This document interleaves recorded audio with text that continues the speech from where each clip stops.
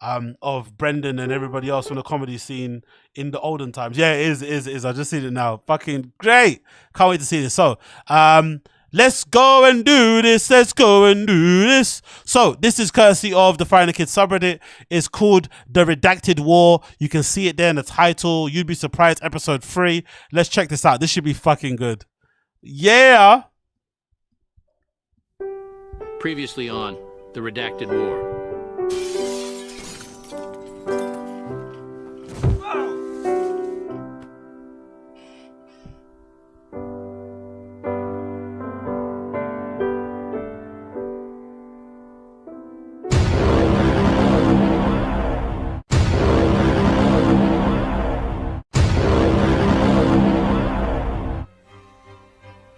In December 2014, Brendan Schaub was coming off the third brutal loss of his professional fighting career. The man he considered his North Star held an intervention, attempting to protect Brendan from further brain damage. If he had only known the redacted wars Brendan would fight as a result of his guidance. There's shit that other people can do that you can't do. There's a bridge between you and the very best guys in the world. That's the reality of life. If you had a wrestling match with Cain Velasquez, how well do you think you'd do? I think people would be surprised. I think you'd be surprised. I really do. I think he'd fuck you up. You have a strong ego. That strong ego can also... Oh man, he rushed in too quickly. He did what Chris Weidman did, right? The spinning back kick. The other jiu-jitsu guy recently, he did another spinning back kick. He did the spinning elbow. He saw my guy wobble and he rushed in too quickly, Brendan. He just got too excited and he got fucking clipped. He probably could have won that fight, to be fair. But I've always said, right, Brendan is so lucky he wasn't fighting now. He's kind of lucky he fought before his podcast fame. And he kind of fought in that era of UFC, because I feel like if he fought now, he would be getting trolled so fucking hard with the losses that he has, honestly. Like, he's so lucky he got that out of his system a while back. And there's probably people now who probably don't even know Brendan used to fight. They probably just know him from Rogan and podcasting and shit. So, like, he's lucky enough time has passed, enough fighters have come around where he's not really... remembered fondly, and he didn't really have a long time in UFC either. But Jesus, could you imagine if he were receiving this type of knockouts nowadays with how the fans are now? MMA fans are ridiculously toxic anyway, right? But imagine, actually, Fig Boy's got a good point. Fig Boy made a good point. He wouldn't even make it in UFC. That's very true. Would he actually make it in UFC now as a heavyweight? Would he make it? Probably not. Those two guys who fought recently in the prelims of the card from the other day, what the fuck was their names, man? Fuck. Those two guys, like, he would lose to those two guys instantly that fought the opening fight of the prelims. Do you guys remember who I'm talking about? Strickland fight card. Let me see if I can get up on my phone. That earlier prelim, in my opinion, I think he would have legitimately lost to those guys. 100%. 1,100,000% you would have lost to those guys. So, yeah, so it was a fight the other day. So it was the opening fight, which was against... Oh, that's it. Against Alexander Romanov and Blagoy Ivanov, right? He would have easily lost to either of those guys. Easily. So he's, there was no way he could have fucking, I don't think, made it. Unless he would have made it in UFC based on his kind of fame. Maybe you could have used that. You could have leveraged his kind of comedic fame to make it in that way, because I think Dana loves a good fucking famous person coming in. I think for sure he would have fucking made it. Fuck you. Because your strong ego doesn't allow you to look at yourself the way other people look at you. And you're on that road. And there's only one way to stop that. Actually, you know what he said about him in the UFC is the same thing you could be said about him and fucking podcasting, right? Your strong ego, or no, comedy, your strong ego doesn't allow you to look at yourself objectively. Right? That's what he said, right? That's what he said. You could apply it to his stand-up career. I swear to God you could. Match with Cain Velasquez, how well do you think you'd do? I think people would be surprised. I think you'd be surprised. I really do. I think he'd fuck you up. You have a strong ego. That strong ego can also fuck you. because your strong ego doesn't allow you to look at yourself the way other people look at you. And you're on that road. And there's only one way to stop that. You stop walking down that road. This is going to end bad. I think you'd be surprised. I think you have the ability to do other shit. You're a funny dude. And when you got Joe Rogan and I talking about how funny you are, we've had conversations about the Rinks character at the bottom is fucking amazing. Honestly, he wasted the opportunity of Rogan's friendship so badly, didn't it? He really fucked it to himself. And again, I think I say it many times, but my current running theory is that most likely the relationship between Brendan and Joe Rogan, started to deteriorate the moment Brendan inadvertently leaked or let it slip that Rogan cheats on his wife, right? When he said the whole thing about, I know bald guys that sling dick, and then he basically, or slang dick, and then he mentioned Dana White, who aggressively cheats on his wife. He's always in fucking casinos with some fucking prostitute, while he's betting. He's always fucking smashing randoms, always, right? I think they just got an agreement that he just does what he does, and he slaps his wife in the face, so clearly, he does what he wants over there in that marriage. But Dana White, I remember, that makes sense, and then he mentioned Rogan. Why would he mention Rogan in that conversation? Clearly, he knows something that we don't. And he was the first person ever in history to say that, because of all the friends that Rogan has, of all the podcasts he does, of all the times people talk about him, I've never once before Brendan mentioned it, heard somebody mention or even insinuate that Rogan may have cheated on his wife, and he did that. And I think ever since then, Rogan's never trusted him. Because I think Rogan's one of those type of dudes who's really, once you're in his inner circle, he tells you everything. You know what I mean? But you better keep the secrets, You better keep the secrets. Exactly, Brito. Exactly, Rodeo. You know what I'm saying there. You fucking know. He's one of those kind of guys with a big ass mouth. Exactly, he just talks too much. Don't get me wrong. I don't wanna be that guy that's complicit into the cheating. I don't like that personally. Fuck off. Hasib, are you pissing me off? Are you lying? Mason Mount's got number 7 shirt. Go fuck yourself. Are you? No way. No fucking way. No fucking way. That fucking average fucking guy has got the main. Fuck off. I fucking hate the Glazers. Oh, I fucking hate the Glazers. We signed that fucking average cunt as one of our. Oh my God. Oh my fucking God. Oh.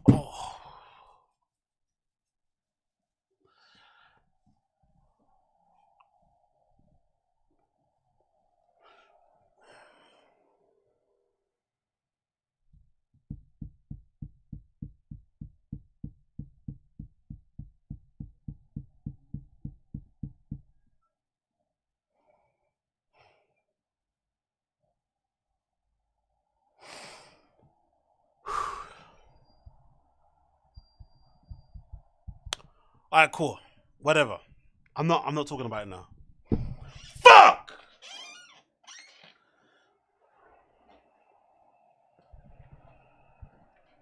I'm done. I've got it out of my system. I'm done.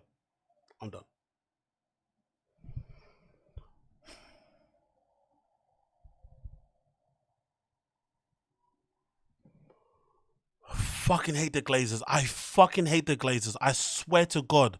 I hope their fucking airplane gets fucking knocked out of the sky by a fucking anti-missile fucking shit from fucking Ukraine or some shit. I swear on my life. I don't give a fucking fuck. I swear to God. Hope their fucking Lamborghini Urus fucking plows into the nearest wall. Fuck all of them. Fuck all of them. Fuck all of them. Fuck the fucking Glazers. I fucking hate them with every fiber in my being. If the takeover would have been completed and we would have had some new owners, maybe we don't sign fucking Mason Mount. Or maybe if we do, we sign him alongside 6 other fucking players. And we'd have to fucking give him the number 7 shirt. Maybe. For fuck's sake. Fucking hell, man. I fucking hate the Glazers. Fuck them all. Burn. Anyway, whatever. Let's move on. Fuck, man. Damn you, fucking Hasib. Damn you. New rule. When I'm on stream, don't tell me nothing about Man United. Don't tell me fucking nothing. I swear to God. Because I want to fucking jump out this fucking window. You see his fucking face. Look at his fucking face. Look at his average fucking face there smiling. What are you fucking smiling about? I'll tell you what. He's making $220,000 a week. No one else was going to pay him that. United did. And they gave him another seven shirt. Of course. Branding and fucking marketing. PRFC. That's who we fucking are. PRFC. This player's on the fucking decline. He's smiling because he know he got a fucking good payday. That's why he's fucking smiling. That's why he's got that fucking everything's white, everything's right face on his fucking face. That's why. He's smiling because of that. He knows. Marbella is booked. He's got his mama house off of 1 fucking week's contract from fucking playing for Man United. He's fucking sealed the future of his kids that aren't even born yet because he plays for Man United, because that's what we do. He's going to play for us for fucking forever. He's never going to leave. Fuck off. If he has a dud season this season, what fucking happens? What happens, eh? What happens? Can we sell him? Who's going to fucking buy him? 60 fucking million for a player with 1 year's contract left. 1 year of his contract left. We give him 60 million. He's not worth even 40. Fuck off. Fuck off.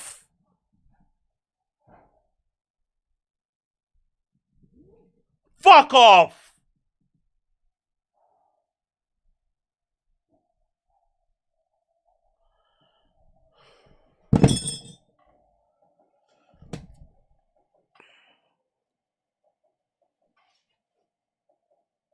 I'm sulking.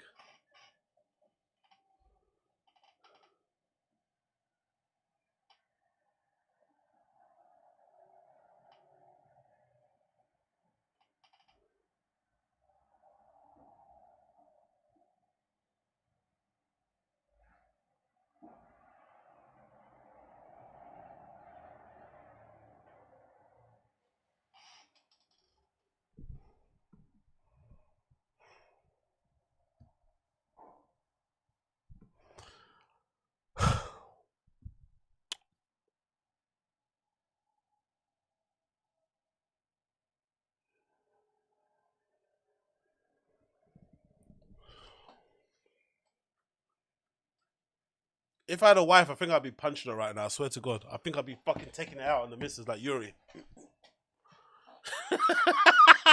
I'd be kicking my dog across the fucking room.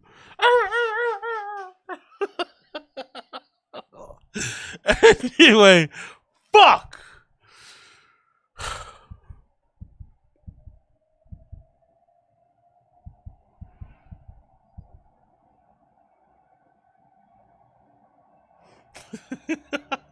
Fuck you, 730.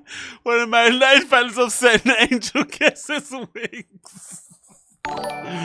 Yo, big up Thick Boy. Appreciate the $2, brother. If it makes you feel better, Shab got 10K to fight. Whoa. Yeah, okay, cool. What do you mean 10K to fight? Recently or these old contracts? Fucking hell. 10K after paying all your fucking staff and fees and shit. That is fucking pittance. What did he take home? Like 2,000? Fucking Dana White, man. What a scumbag. But anyway, back to Rogan. Back to his video. Oh, fucking hell, man. Back to this. How incredibly funny you are. Can't keep doing this. Like, you're really funny. Can't keep doing this. You're a funny dude. I think you'd be surprised. The infamous words, "You'd be surprised," echoed in Brendan's head as the spark of a terrible idea ignited. I am funny. That idea led him on a warpath to become a comedian. Bombing and burning everything in his path, he reached his goal in Bombing and everything. Bombing and burning everything. That reminds me of, like, who's that football player that asked him about bombing?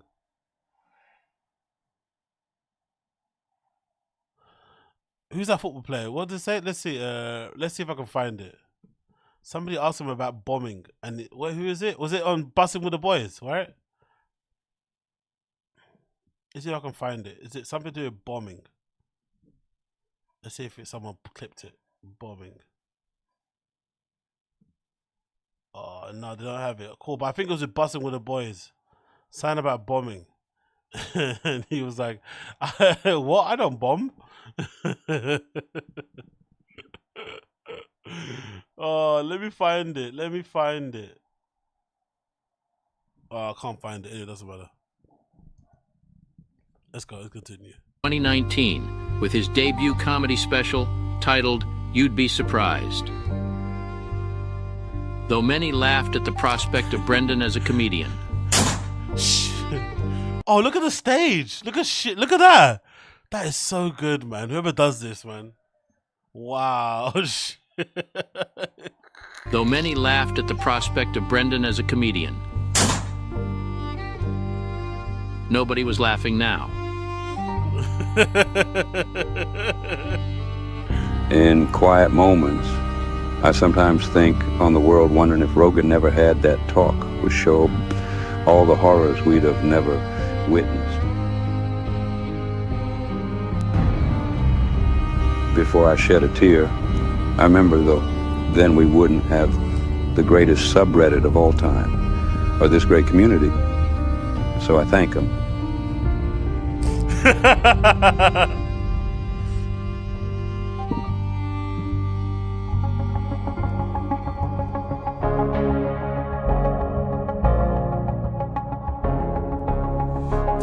Don't matter. You've been crying in my arms. Yeah, I believe in sharing season for the feelings in our hearts. Sign the dotted line. Go ahead and join my little So cult. good, Talk man. About how childhood trauma's got our actions as adults. Slam the bar. Yo, look at the art. Anyway, exactly, bro. Look at the artwork. It's so fucking good. Look at this. Kim Jong-un holding 2 bottles of Tiger Fig. Are you fucking crazy? Bottle on the counter, take this thing down shot for shot.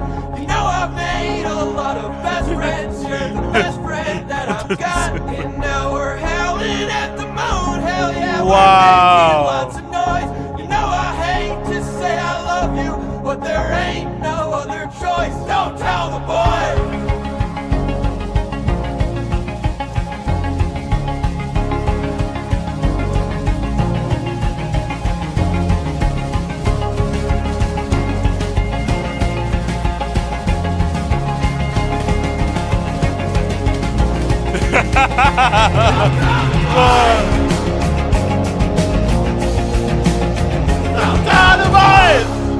Yeah!